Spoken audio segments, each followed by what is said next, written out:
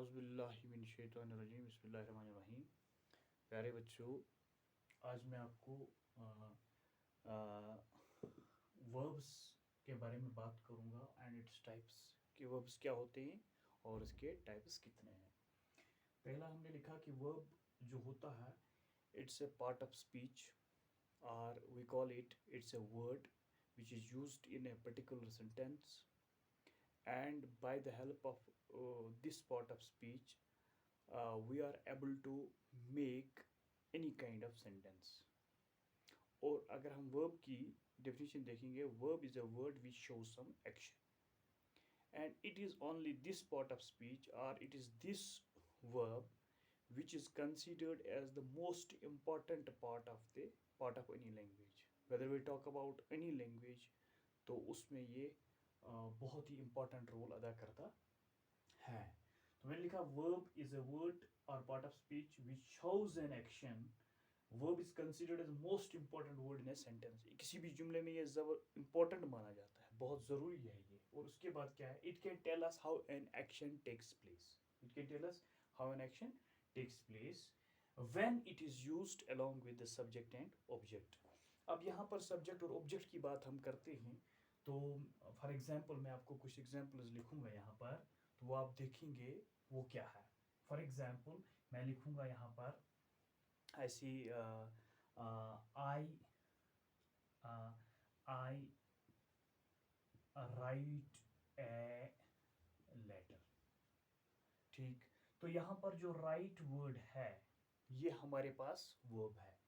तो इसी तरह I play cricket, I play cricket, I play cricket. The baby स्लीप्स। ठीक है, तो यहाँ पर आप देखिए जितने भी अंडरलाइन वर्ड्स जो हैं, राइट है फर्स्ट फॉर्म ऑफ वर्ब है, इसी तरह प्ले है फर्स्ट फॉर्म ऑफ वर्ब है, स्लीप तो यहाँ पर देखिए it's a first form of verb. तो इसी तरह से बहुत सारे verbs, there are number of verbs which take place when we start to make any sort of sentence in a particular language. अगर हम किसी लैंग्वेज की भी बात करेंगे उसमें भी वर्ब्स की ज़रूरत पड़ती है। तो इसी तरह जैसे हम और सेंटेंस लिखेंगे, she cooked vegetables, she cooked vegetables. तो इसी तरह से ये वर्ब्स की बात हम कर रहे हैं। अब आपको बता रहा हूं मैं कि हमारे पास कितने वर्ब्स हैं, यानी कि मैं फिर समझा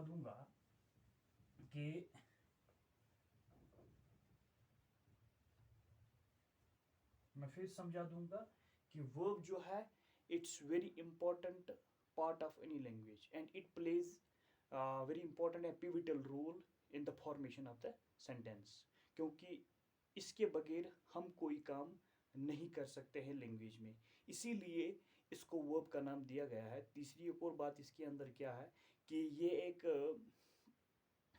सतून माना जाता है, जिसको हम कहेंगे एक बेसिक सतून है किसी लैंग्वेज का। तो अब इसके बाद हम और भी बाकी वर्ब्स की बात करेंगे। जैसे मैं आपको कुछ लिखूंगा यहाँ पर, some examples of the verb, यानी कि लाफ हमारे पास है, राइट है, प्ले है, कुक है, डांस है, तो एक्स्ट्रा नंबर ऑफ वर्ब्स। अब यहाँ पर कैटेगरी है वर्ब्स की, no there are number of verbs. हम ये नहीं कहेंगे कि इसमें सिर्फ है, मगर बट हम सिर्फ तीन वर्ब्स की मेनली हम बात करेंगे। जो तीन वर्ब्स क्या है, एक हो गया ट्रांजिटिव वर्ब, दूसरा हो गया इंट्रांजिटिव वर्ब। ये थोड़ा सा मैं आपको बताऊंगा कि ट्रांजिटिव वर्ब और इंट्रांजिटिव वर्ब क्या है। इससे पहले मैंने लेकिन ये समझने के लिए पहले आपको इसके बारे में जानकारी होनी चाहिए कि वर्ब्स की हमारे पास वर्ब तब समझ आ जाएगा जब आपको इसके पास आपको कंजुगेशन ऑफ वर्ब्स के बारे में नॉलेज होगी। कंजुगेशन ऑफ वर्ब का मतलब होता है जैसे हमारे पास वर्ब एक है, जैसे मैंने लिखा यहाँ पर राइट, तो ये फर्स्ट फॉर्म ऑफ वर्ब है, तो इसका सेकंड फॉर्म क्या है, रोट। इसके बाद इसका थर्ड फॉर्म क्या है, रिटन। इसका फोर्थ फॉर्म क्या है, राइटिंग, यानी कि प्रेजेंट पार्टिसिपल भी उसको कह सकते हैं एंड पास्ट पार्टिसिपल भी उसको कह सकते हैं जब हम उसको इस्तेमाल कर सकते हैं। तो इस तरह से हमारे पास बहुत सारे वर्ब्स हैं, लेकिन हम तब इनको इस्तेमाल करेंगे जैसे किसी जगह हमने प्रेजेंट टेंस में ले लिया ये वर्ब को इस्तेमाल किया, किसी भी वक्त हमने किसी को पास्ट टेंस में इस्तेमाल किया, किसी वक्त हमने इसको कंटिन्यूस या पास्ट कंटिन्यूस में इस्तेमाल किया वर्ब को। अब हमारे पास ट्रांजिटिव वर्ब की बात मैं बता रहा हूँ कि ट्रांजिटिव वर्ब की दास्तान ये है कि transitive verb is a verb transitive verb is a verb transitive verb is a verb when the action starts when the action starts and it does not end with the subject या object। यानी कि अब ये कह सकते हैं कि ये ट्रांजिटिव वर्ब ऐसा वर्ब है जो बिल्कुल ऑब्जेक्ट और सब्जेक्ट के साथ मतलब चलेगा। यानी कि जब हम ट्रांजिटिव वर्ब की बात करते हैं यानी कि इसमें सब्जेक्ट भी होता है और ऑब्जेक्ट भी होता है। तो जो एक्शन है when the transitive verb means when the action starts and it does not stop itself over the subject but it passes over the object, it passes over the object. जैसे मैं आपको example बताता हूँ कि यानी कि इस तरह भी आपको समझ आना चाहिए कि ट्रांजिटिव वर्ब वो वर्ब है जिसको हम ये कह सकते हैं कि इसमें ऑब्जेक्ट भी लाजमी है, सब्जेक्ट भी लाजमी है। और जब कोई डूअर यानी कि सब्जेक्ट, अब यहाँ पर मैं आपको बताऊंगा, जैसे मैं लिखूंगा राम किल्स ए स्नेक। यहाँ पर राम देखिए सब्जेक्ट का मतलब है कि आपके पास कोई नाउन भी आ सकता है, प्रोनाउन भी आ सकता है, उसको हम सब्जेक्ट के तौर पर इस्तेमाल बोल सकते हैं। तो यहाँ पर देखिए किल्स ए स्नेक ये वर्ब है और यहाँ पर स्नेक जो है ये ऑब्जेक्ट है। तो ये वाला पार्ट यानी कि राम सब्जेक्ट है तो ये ऑब्जेक्ट है, स्नेक ऑब्जेक्ट है। तो इसका मतलब जो एक्शन जो हो गया वो राम ने किया एक्शन, लेकिन ये पास ओवर हो गया किसके ऊपर, ऑब्जेक्ट के ऊपर। और ऑब्जेक्ट कौन है यहाँ पर, स्नेक। तो इसका मतलब है कि when the action passes over to the object तो it is known as transitive verb. तो अब यहाँ पर क्या है, जैसे Ram kills a snake, I write a book, ठीक है मैं किताब लिखता हूँ। राम एक सांप को मारता है। इसी तरह से she played hockey, past tense में ले लेंगे, शी प्लेड हॉकी। तो यहां पर आप देखिए कि ये चीज हमारे पास अब ये हो गया कि राम किल्स अ स्नेक। तो यहां पर जो ऑब्जेक्ट है ये स्नेक है और राम ये जो यहां पर है ये सब्जेक्ट है। तो इसका मतलब एक्शन जो पास हुआ किसके ऊपर पास हुआ, स्नेक के ऊपर पास हो गया। तो इसका मतलब when the action passes over to the object तो that is known as transitive verb. और इसी तरह आई राइट, यहां पर मैंने अंडरलाइन किया इसको, राइट ए बुक, यानी कि बुक यहां पर ऑब्जेक्ट है, आई यहां पर सब्जेक्ट है, यानी कि ये बन गया। शी प्लेड ये प्रोनाउन भी है, इसको हम इस वक्त सब्जेक्ट के रूप में ले लेते हैं। शी प्लेड हॉकी, शी जो है ये सब्जेक्ट है और हॉकी जो है ये ऑब्जेक्ट है। तो इसका मतलब है सब यानी कि सब्जेक्ट मतलब हो गया एक्शन डूअर जो होता है वो जब अपना एक्शन पास करता है, जब वो रुक जाता है किसके ऊपर, ऑब्जेक्ट के ऊपर एक्शन करते समय, तो उस वक्त हम इसको कह सकते हैं ये ट्रांजिटिव वर्ब है। अब ये ट्रांजिटिव वर्ब की डिफिनीशन, उसके बाद में आप इंट्रांजिटिव वर्ब्स की बात कर रहा हूं। इसके बाद इंट्रांजिटिव वर्ब, इसके बाद देखिए इंट्रांजिटिव वर्ब की में क्या इंपॉर्टेंट है, इसकी डिफिनीशन ये है कि when the action does not pass over to the object, यानी कि जब एक्शन सिर्फ सब्जेक्ट के ऊपर ही अटक जाता है, यानी कि सब्जेक्ट ये जो डूअर है, एक्शन डूअर है, वो खुद ही एक्शन करता है और वो आगे ऑब्जेक्ट के ऊपर नहीं रुकता है, तो वो हम कह सकते हैं intransitive verb is a verb when the action stops itself by the subject and does not pass over to the object। तो हम उसको कह सकते हैं ये इंट्रांजिटिव वर्ब है। तो कुछ एग्जांपल्स में यहां लिख लेता हूं, उसके बाद आपको समझ आएगा। जैसे हम कहेंगे द सन शाइन्स, ये एक ये है, सन यहां पर हमारे पास सब्जेक्ट है और यहां पर शाइन्स जो है ये वर्ब है और ये वर्ब ही यानी कि खुद ही सन जो है इट्स एन ये ऑब्जेक्ट इस वक्त नहीं है, इस वक्त हमारे पास सब्जेक्ट है। और यहां से कहता है सन शाइन्स, सूरज चमकता है, हाँ?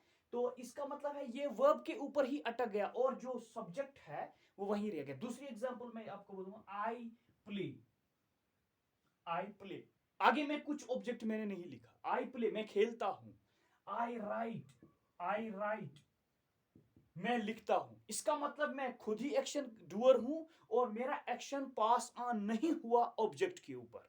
तो इसको हम कह सकते हैं कि ये इंट्रांजिटिव वर्ब है। तीसरी एक और she, she she she writes, she writes a book, she writes, she writes. तो इसी तरह शी राइट्स ए बुक नहीं, शी राइट्स वो लिखती है। इसका मतलब है वो वहीं पर रुक गई, यानी कि वो खुद ही एक्शन करती है और इसने ऑब्जेक्ट को बीच में नहीं लाया। ये हम कह सकते हैं intransitive verb is a verb when there is no coordination between the subject and object. तो ये भी कह सकते हैं कि in intransitive verb the object is absent. और अगर हम उसमें कह सकते हैं ट्रांजिटिव जो हमने पढ़ा, उसमें हम कह सकते हैं there is a coordination between the object and subject. और इसमें कोऑर्डिनेशन सब्जेक्ट और ऑब्जेक्ट की नहीं होती है इंट्रांजिटिव वर्ब में। इसी तरह आप बहुत सारे सेंटेंस लिखेंगे, दे प्ले, दे रन, इसी तरह बहुत सारे सेंटेंसेस जो हैं उनको हम ले लेते हैं। अब इसके बाद एक और इंपॉर्टेंट मुद्दा है कि हमारे पास वर्ब्स की और दो कैटेगरीज हैं। मैं ज़्यादा टाइम ये नहीं लेना चाहता हूँ, इसमें बहुत सारे हैं जिनको हम कह सकते हैं वर्ब्स की और भी किस्में हैं, एक ही किस्म नहीं है। अब हमने कहा कि ट्रांजिटिव और इंट्रांजिटिव वर्ब क्लियर हो गया, तो इसके बाद हमारे पास ऑक्सिलरी वर्ब्स हैं, वेरी इंपॉर्टेंट। उसके बाद हमारे पास अगर हम इन वर्ब्स की जानकारी दे देंगे तो बहुत सारे वर्ब्स हैं, लेक्सिकल वर्ब्स हैं, मार्जिनल वर्ब्स हैं, लेकिन अभी इस वीडियो ज़्यादा लंबा हो जाएगा तो उसको हम अगले वीडियो में इंशाल्लाह वीडियो लेक्चर में आपको बताएंगे। तो ऑक्सिलरी वर्ब्स वेरी इंपॉर्टेंट है जिसको हम पढ़ने जाएंगे। तो मैंने अभी बताया ये तीन मेन टाइप्स मैंने आपको बताए, transitive, intransitive and auxiliary verbs. तो ऑक्सिलरी वर्ब्स यहाँ देखिए, जैसे ऑक्सिलरी वर्ब्स की एग्जांपल है वो वर्ब्स होते हैं which are used for the formation of any sentence in a particular language। यानी कि एक खास लैंग्वेज में हमारे पास इंग्लिश लैंग्वेज में ऑक्सिलरी वर्ब्स हमें हेल्प करते हैं, और ऑक्सिलरी का मतलब होता है हेल्प करना। तो ऑक्सिलरी वर्ब्स हमारे पास है इज है, एम है, आर है, वाज है, वर है। इसी तरह हमारे पास है हैव है, हैज है, हैड है, एटसेट्रा। तो फिर इसकी भी प्राइमरी वर्ब्स हैं और फिर सेकेंडरी ऑक्सिलरी वर्ब्स हैं। तो उसको हम अभी टच नहीं करेंगे क्योंकि ये वीडियो ज़्यादा लंबा हो जाएगा तो आपको परेशानी। तो देखिए अब ऑक्सिलरी वर्ब्स क्या है क्या ये ऑक्सिलरी वर्ब्स हमारे इसलिए हैं because they are helping us to make a sentence, they are helping any person when he starts to speak anything। तो उसको इनकी ज़रूरत पड़ती है जिसकी वजह से हम इनको इस्तेमाल में लाते हैं। जैसे मैं कहूँगा he is playing cricket, he is playing cricket at this time। अब आप लिख सकते हैं at this time, यानी कि वो इस वक्त क्रिकेट खेल रहा है at this time। तो यहां पर देखिए ये इज जो है ये ऑक्सिलरी वर्ब है, यानी कि इसने हमें मदद किया है सेंटेंस को बनाने में, यानी कि इसने यहां पर मेन वर्ब के साथ हमें हेल्प किया है बनाने में। तो इसके बगैर हम प्रेजेंट कंटिन्यूअस का सेंटेंस बना नहीं सकते। तो ये आपको भी पता होना चाहिए, इज, एम, आर जो ये हैं ये हमें प्रेजेंट कंटिन्यूअस में ही इस्तेमाल होते हैं, और प्रेजेंट कंटिन्यूअस का कोई भी सेंटेंस हम अटर नहीं कर सकते। We will not be in a position to utter any sort of a sentence in present continuous tense when जब हम इनको इस्तेमाल करते हैं, we won't be able to. तो इन चीजों से इज, एम, आर की वजह से हम प्रेजेंट कंटिन्यूअस की सेंटेंसेस बनाते हैं, और ये ऑक्सिलरी जैसे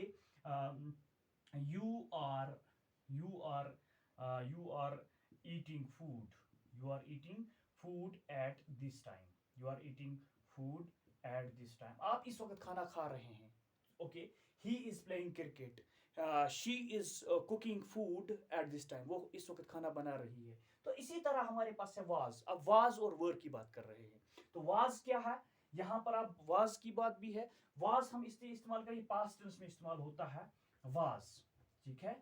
तो वाज हमने देखा कि वाज क्या, I was working in the field, I was working in the field at the time when my friends came to my home, ये भी आप बोल सकते हो। यानी कि मैं उस वक्त फील्ड में काम कर रहा था, खेत में काम कर रहा था, जब मेरे दोस्त मेरे घर आए। तो इसका मैंने दूसरा पार्ट सेंटेंस भी बता दिया। तो इसी तरह हमारे पास वाज जो है पास्ट टेंस के लिए, और वर भी इस्तेमाल होता है पास्ट कंटिन्यूअस के लिए इस्तेमाल होते हैं। इसी तरह हमारे पास है जैसे you were, you all were working in the field at that time when the guests came to your home, तो ये भी आप कह सकते हैं। इसी तरह हमारे पास हैव है, आई हैव ए बुक, देखिए आई हैव बुक, या she has written a book, I have written a book. तो इस तरह से मैंने एक किताब लिखी है, she has written a book, उसने एक किताब लिखी है। तो ये बहुत सारे वर्ब्स हैं। तो मैंने आपको बताया कि इसके अंदर भी हमारे पास किस्में हैं वर्ब्स की, लेक्सिकल वर्ब्स हैं, मार्जिनल वर्ब्स हैं। और मार्जिनल वर्ब्स के बारे में आपको बताऊंगा कि वो उसमें क्या क्या है, तो वो दूसरे वीडियो लेक्चर में आपको इंशाल्लाह मैं बताऊंगा। तो बहरहाल आई होप कि everybody might have understood everything from this lecture, today's lecture. तो ये आपके लिए इतना इन्फॉर्मेशन काफ़ी है। Okay, thank you.